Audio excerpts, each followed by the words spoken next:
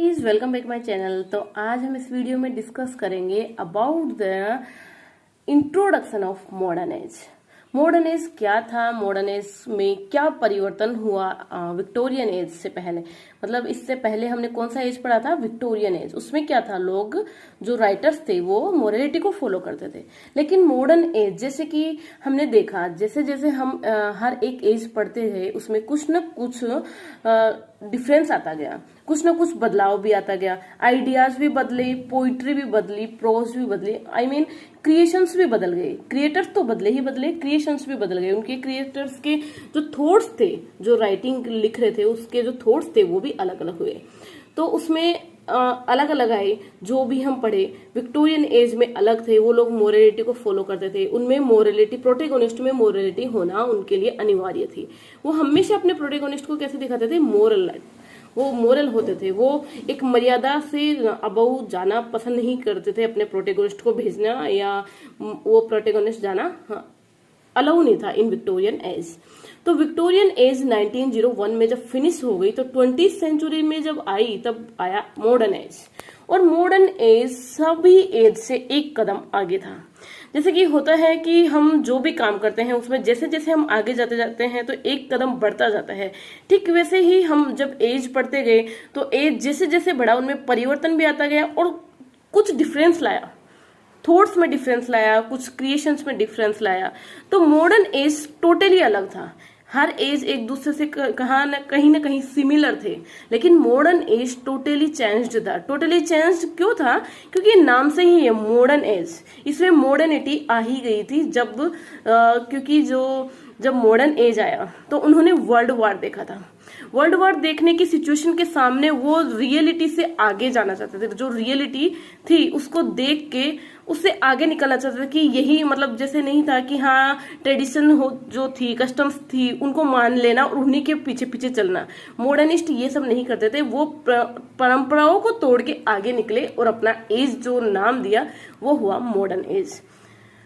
तो स्टार्ट करते हैं हम मॉडर्न एज का introduction. That is the modern age is a period in human history which spans from the 20th century, beginning with the period after the end of First World War and ending with the advent of the digital revolution.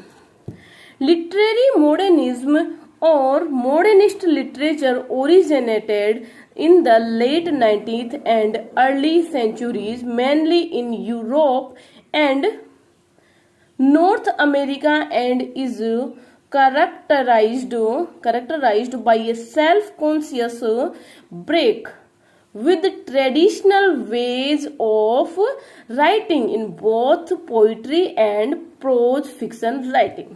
ये मैंने पहले ही आपको हिंदी में बता दिया है कि modern age का जो फर्स्ट पेज था, जो फर्स्ट कदम था वो क्या था, ट्रेडिशन से आगे जाना। कस्टम्स को फॉलो करके आगे नहीं जाना, ट्रेडिशन से थोड़ा अलग जाना, उसको फांद के अलग जाना। जो ट्रेडिशन नाम की जो दीवार बनी हुई थी राइटर्स के बीच में कि यही फॉलो करना है, हर एक एज में एक वॉल थी।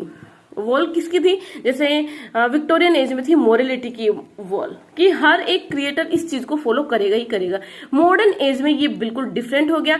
कोई भी राइटर नहीं था जो एक भी ट्रेडिशन करे। वो ट्रेडिशन की वॉल को फांद करके आगे अपना जो एज लेके आए थे वो मॉडर्न एज लाए थे। क्योंकि जैसे होता है कि एक संकट सामने से देख लेना तो फिर एक परिस्थिति चेंज हो जाती है, लोगों के आइडियाज भी चेंज हो जाते हैं और वो हर एक समस्या से सामना करने के लिए खुद को तैयार करते हैं। इसलिए मॉडर्न एज के जो क्रिएटर्स थे वो अलग थे, उनमें एक अलग जज्बा था, उनका जो थिंकिंग थी वो अलग थी, उनके आइडियाज बिल्कुल अलग थे।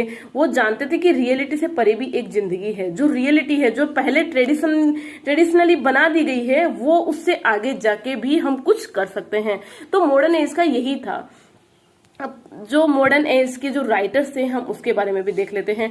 और एक बात और, जब मॉडर्न एज आया था तब पहले क्या था कि इंग्लैंड के अंदर से ही सबसे ज्यादा क्रिएटर्स हुआ करते थे, सबसे ज्यादा जो पोइट्स हुए थे इंग्लिश राइटर्स हुए थे।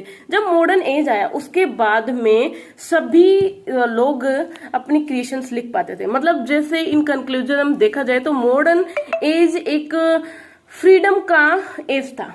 जिसमें सब चीज की फ्रीडम थी, कोई भी लिख सकता है, कुछ भी लिख सकता है, उसमें कोई किसी तरीके का ट्रेडिशन कस्टम की वॉल नहीं थी।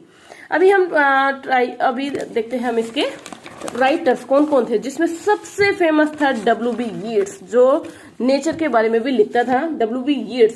The modern period Britain modernist writers include first W.B. Yeats, second Seamus Heaney, third है डायलन थॉमस, फोर्थ है W.H. Auden, नेक्स्ट है वर्जीनिया वुल्फ, बहुत फेमस राइटर है Virginia Woolf, and wife Wilfred Owen, T.S. Eliot, William Faulkner, Dorothy Richardson and Ezra Pound.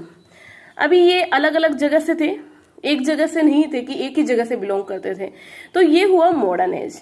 अभी आप conclusion वे में तो जाने गए होंगे कि मॉडर्न एज क्या था और मॉडर्न एज में क्या परिवर्तन हुआ, मॉडर्न एज के जो आइडियाज थे वो क्या थे, मॉडर्न एज का कब स्टार्टिंग हुआ 20th सेंचुरी में, और वर्ल्ड वॉर कब हुआ था 20th सेंचुरी, वर्ल्ड वॉर का एंडिंग तब तक था, तब तक मॉडर्न एज था। आफ्टर जो वर्ल्ड वॉर जो एज आया था वो पोस्ट मॉडर्न एज आया था, और वो इससे सिमिलर था, लेकिन फिर वो एक कदम और आगे था। तो वो हम देखेंगे नेक्स्ट वीडियो में। आज के लिए इतना ही।